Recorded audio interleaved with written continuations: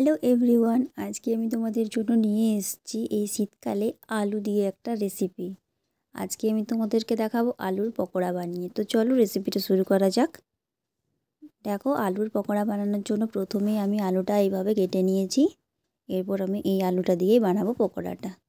তো দেখো, আলুগুলোর মধ্যে আমি কিছুটা পরিমাণ নুন, হলুদ আর লঙ্কার গুঁড়ো মাখিয়ে নিলাম। এখানে দেখো আমি নিয়েছি, এটা হচ্ছে কর্নফ্লাওয়ার। এখানে আছে কিছুটা পরিমাণ ময়দা, আর নিচে হচ্ছে কিছুটা পরিমাণে বেসন।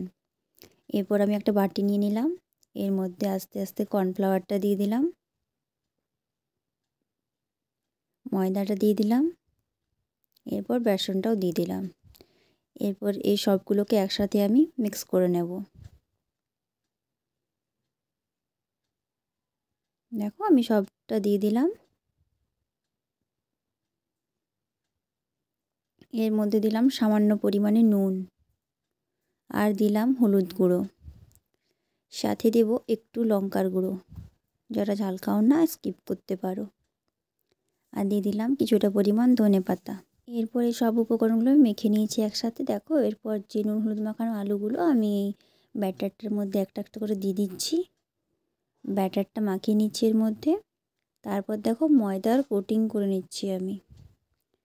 এভাবে আলুগুলোকে আমি ময়দার কোটিং করে নেব, তারপর তেলের মধ্যে ছেড়ে দেবো। তো দেখো, এইভাবে আমি সবগুলোকে কোটিং করে করে তেলের মধ্যে এইভাবে ছেড়ে দিতে হবে। তো দেখো, পকোড়াগুলো ভাজা হচ্ছে।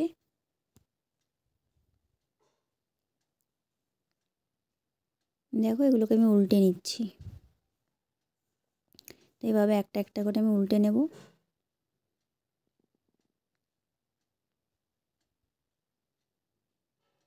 ভাজা হয়ে গেছে দেখো, এরপর আমি এগুলোকে তুলে নেব। তো আমি এগুলোকে তুলে নিলাম, সবগুলো তুলে নিয়েছি।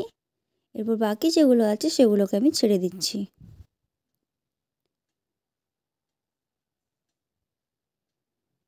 তো দেখো, ছেড়ে দিলাম। এইভাবে আমি সব পকোড়াগুলো ভেজে নেব। তো দেখো, তৈরি হয়ে গেছে আমাদের আজকের রেসিপি আলুর পকোড়া। তো পকোড়াগুলো কেমন দেখতে হয়েছে তোমরা অবশ্যই আমাকে কমেন্টসের মাধ্যমে জানিও।